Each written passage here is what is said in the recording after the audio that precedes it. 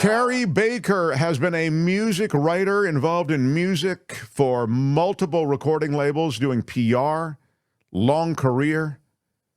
He's written a book that's really fascinating in the subject matter alone. It's about busking.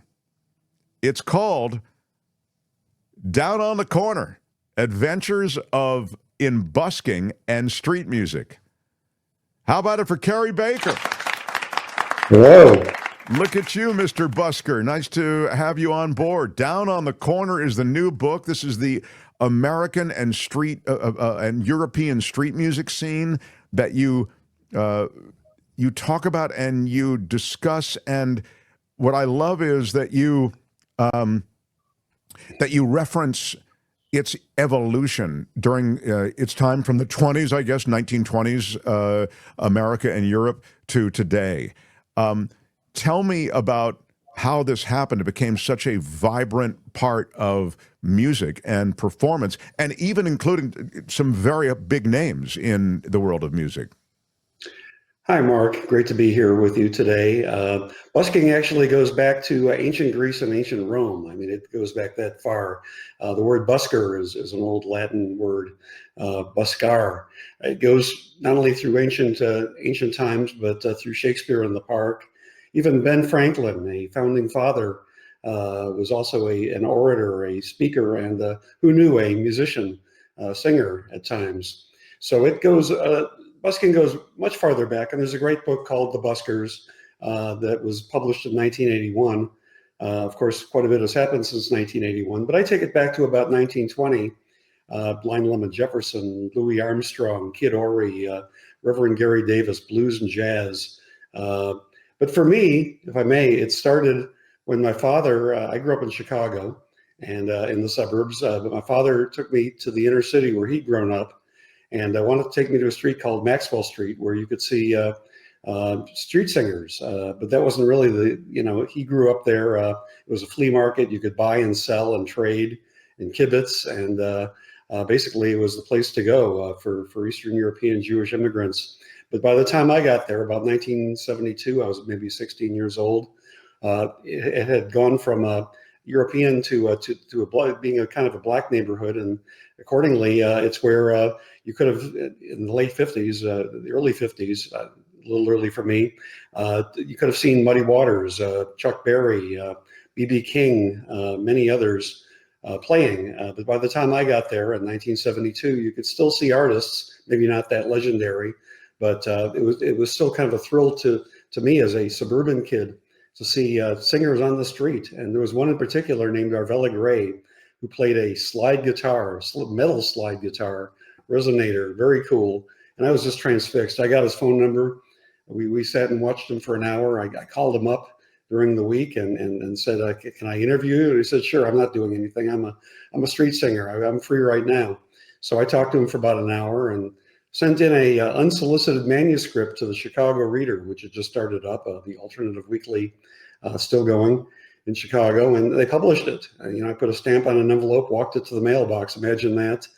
And it was my first story as a music journalist, and my really opening of my eyes to street music. Well, what I love is that you, and even in that explanation, reference the fact that there were these super high-profile people busking, and even though you didn't see it all, you were able to be so transfixed by it or swept up in it that it created this work. You know what I mean? It created this. It created something in you, an interest. You realize that this is an explosive area of creativity. There's a different sense of music that is performed by a busker on the street than you find in like even a small club, isn't there? There is. Of course, a lot of buskers are also club performers or went on to become big club venue, theater, and festival performers. I talked to some like Billy Bragg, who says that he utilizes what he learned as a busker. He doesn't necessarily need a sound check. He can get that going in the first few moments of a festival appearance, and it won't hurt anybody to do that. My favorite story, I have many favorite stories in this book, of course, but one of them So, I became a journalism major. I graduated. I was a freelance writer living in a ramshackle apartment in Chicago. And I got a phone call from the punk new wave magazine, Trouser Press in New York. Carrie, is Milwaukee anywhere near Chicago? Yeah, why? Because we've heard about a band called the Violent Femmes, and they've just signed with Slash Records, home of Los Lobos and the Blasters. And by the way, they're street singers and they play punk rock, but with folk acoustic instruments. I told them I could be there in 90 minutes, and I went up the expressway from Chicago to Milwaukee. I spoke to them outside. They gave me a little performance, and they gave me a performance outside of the theater in which they were discovered by Chrissie Hynde and James Honeyman Scott of the Pretenders, who they were busking in front of the theater that afternoon, and Chrissie Hynde was showing up for sound check, and James Honeyman Scott, and they said, "Hey, you guys are good. Why don't you open up for our real opening act?" And that was their start. That's you're right. That's a wild story about the buskers busking in front of the legit performers, if you will, the bigger performers venue, and then actually getting drawn into the bigger performers venue to perform. Absolutely terrific. I mean, what a plan. I mean, if you'd suggested it, it would have been sort of absurd, I think, or viewed that way. Wow. Well, it became a recurrent theme in my life. So in about 1984, I left my longtime home of Chicago and moved to Los Angeles. And, you take an obligatory Venice Boardwalk stroll when you move to Los Angeles. And, I did that every Saturday. And the first time I did, lo and behold, I hear a voice like Otis Redding. And I'm like, whoa, this is good voice. I look around and it's this old black man with a white beard. His name was Ted Hawkins. And Ted was kind of a fixture on Venice Boardwalk for years. But the upshot is that he got discovered by a talent scout producer at Geffen Records, who is best known for maybe signing Beck. I don't think he signed Guns N' Roses, but he signed Beck and a number of other Geffen stars. And he signed Ted Hawkins. One album deal, not a lot of money, didn't sell a lot of records, but it certainly catapulted him from a street singer to a Geffen recording artist. But he got that recording deal off of being a street singer, being a That's busker. right. Well, actually, it was Michael Penn, who was Tony Berg, the Geffen employee's best friend, who happened to spot him and brought Tony down, and that's how that signing took place. While I was there, I also saw Harry Perry, who is the famous. Anyone who's ever walked Venice Boardwalk knows the description, if not the name. Harry Perry was dressed in a turban, dressed like a Sikh, and was always out there, right, with his Eddie Halen-like Target electric guitar and a pig nose amp strapped around him.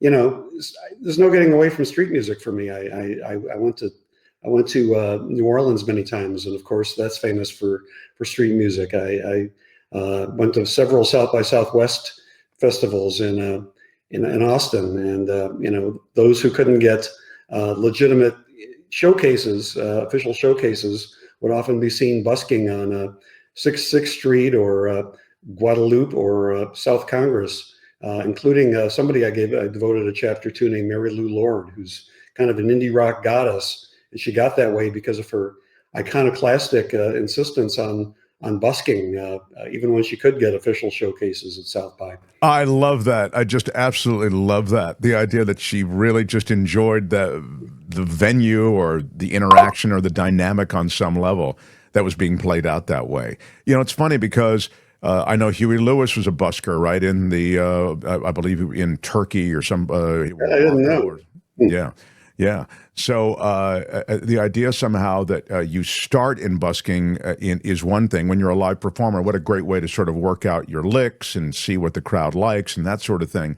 But on another level, there is a dynamic there, and it's the one that captured you, that clearly other performers feel as performers, a link to the public.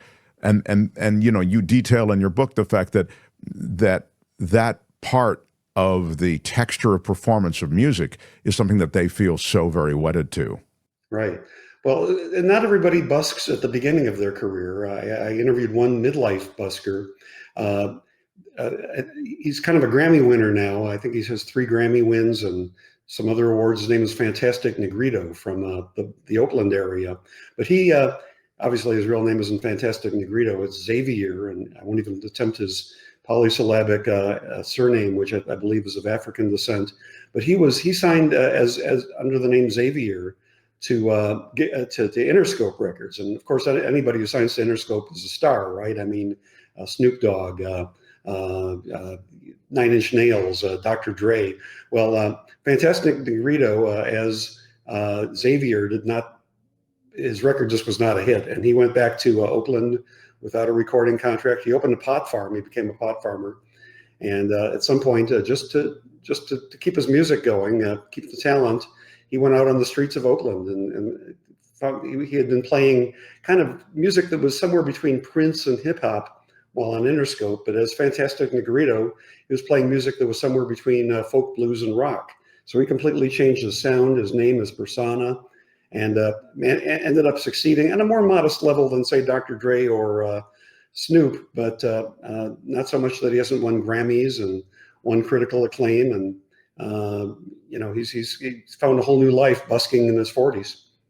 I love that your book has gotten so much play. I think NPR named Carrie's book of the week. Book of the day. Book of the day. Even Down so, on the corner, Adventures in Busking and Street Music. Down on the corner, Adventures in Busking and Street Music was Book of the Day, named such by NPR. Congratulations! Thank you. It was amazing, and I got to do an interview on Morning Edition, which I wake up to every day. Sure, and I think that helps sort of, I hate to say it, but establish how legit you are. And you got your Palm Springs Desert Sun to do, when I say you got, I mean, I think that profile helped them get interested in you, and they did a whole thing on you, the Palm Springs Desert Sun. I read the article. It's really great. Ended up at page 1 of the Desert Sun. I moved 2 or 3 years ago from LA, 2 hours east to the Palm Springs area. And sure enough, the Daily Paper and some of the other papers here and in the Joshua Tree area have taken notice, which was very gratifying to me. It's just terrific.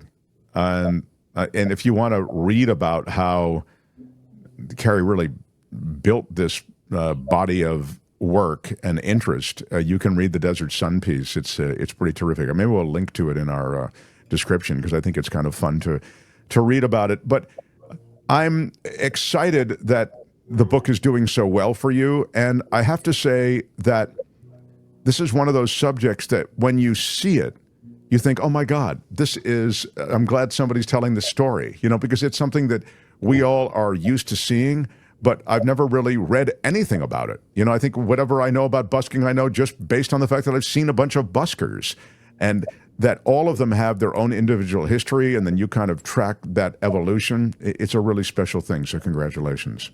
Thanks so much. I will link as well underneath this conversation and underneath this show. Tony, we'll link to Carrie's book to Amazon. Is that the best place to buy it, or where would Amazon, or if you prefer, the indiebookshop.org. And you can actually, if you buy it there, you can credit it to your hometown bookstore, Powell's, Book Soup, City Lights. Oh, that's great. And that's the indie book. That's the indiebookstore.com. Is that what you said? It's actually bookshop.org or Amazon. Bookshop.org. We'll put Amazon and bookshop.org in, so people can get it in either place. Wish you well. Love that you were this PR guy for so long, multiple record labels, and kicking it in retirement, sort of, having given up the rat race life.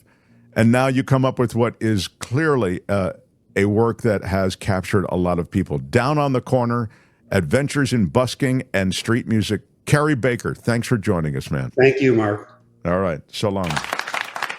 Hi, it's Mark, and I thought that was great. Hit the notification bell. You'll know whenever there's a new video being dropped, and please subscribe to our channel to help us save the universe.